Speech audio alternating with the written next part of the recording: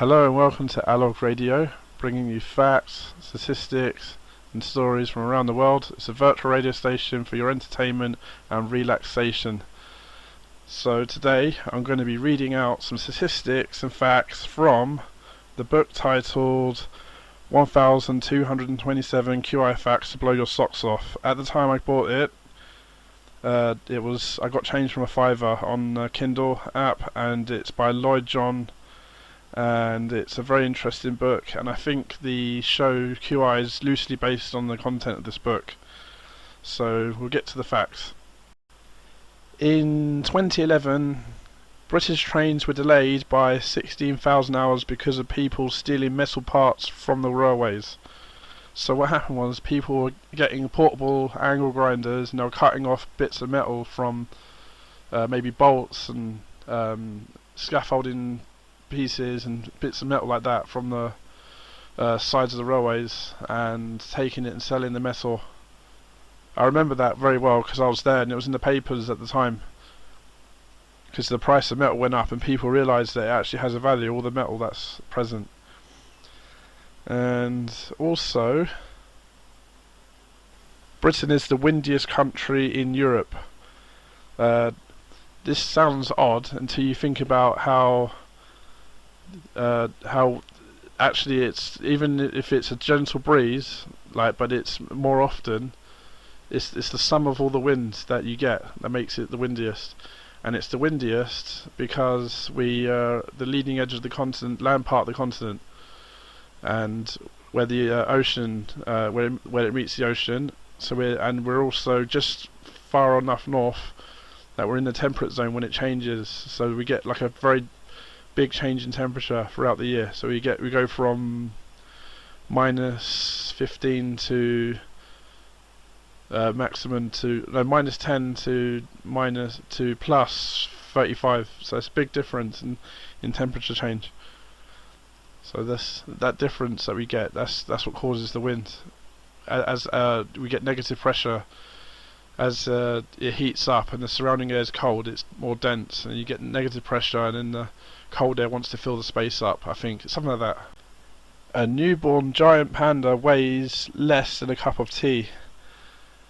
Pandas are very interesting bears because they're the only bear that I know of that doesn't hibernate, and it's not because it's warm all the time where they live. It's because it does get cold where they live, but it's because the diet they have is so poor that they don't get enough energy, enough fat to make it through the winter.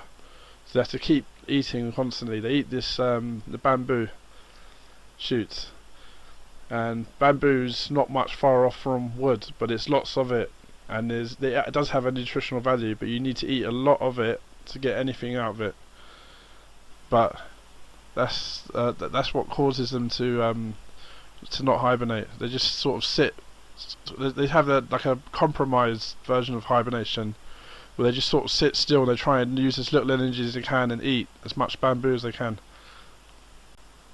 The Vatican has 2 popes per square kilometre. The reason they have 2 popes per square kilometre is because the Vatican is half a square kilometre and it has 1 pope.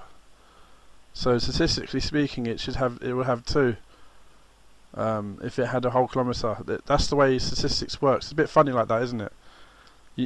It's not necessarily accurate when you actually move the numbers across, but when you actually look at the data, it's like a best fit projection. The Welsh language has no word for yes and no. Well, I'm guessing that if they have no word for yes and no, then maybe they have 2 words. It's a bit like a book that I read a while back called Dancing Woolly Masters, and it's about the sciences, and what the point of the book was, in the introduction, he was saying that the word Wu Li is the Chinese word for physics, but Wu Li has hundreds of other meanings as well, so you have to put the word into context for it to make any sense. So what happens is you say Wu Li and he goes, what Wu Li? Are you saying the Wu Li for dancing? There's a dance called the Wu Li. Are you talking about the texture of a petal on a rose? That's Wu Li. Or are you talking about physics? You have to specify. So you have to. It's a language where you have to add things to it. You actually have to explain everything. Like you have grammatically expand on what you're saying. And I think that maybe Welsh is a similar sort of language. You can't just say yes or no. You have to say a combination of things like this and that, and then this and this and this, and then this and that, and not this. Something like that. You know, I'm just guessing though, because I don't know Welsh. You can correct me if I'm wrong. Serbia is the world's leading exporter of raspberries, according to 1,227 Facts to Blow Your Socks Off, but the book that I'm reading now.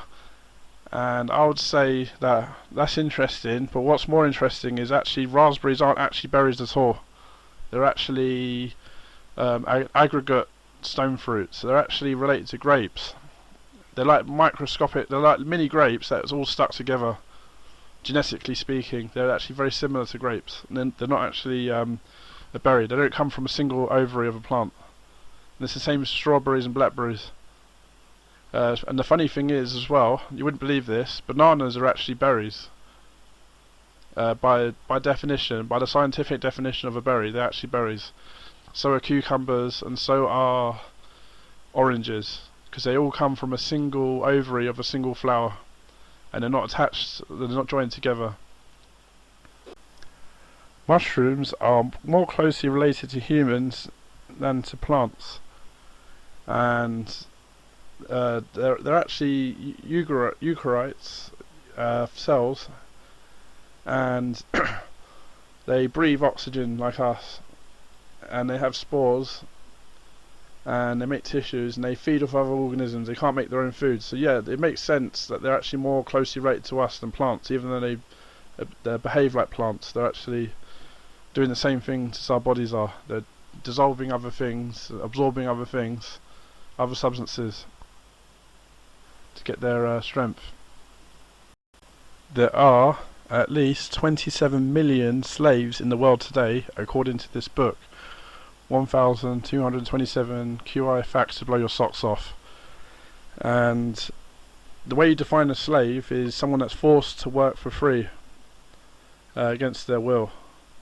So people that are trafficked, maybe people that are working in indoor gardens, cannabis gardens, prostitutes, like they're being forced to pay off debts or something like that, or people that are just people that are taken over hostage and they're forced to do work.